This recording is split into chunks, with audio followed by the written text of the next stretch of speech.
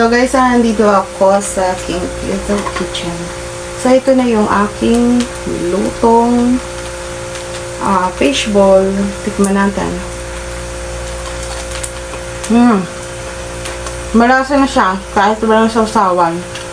Pero pwede rin kayo mag-add ng sausawan, guys. Sarap. Yung kanyang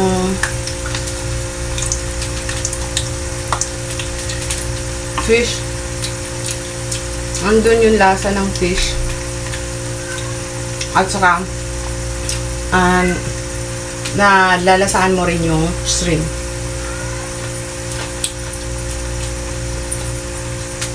Yummy.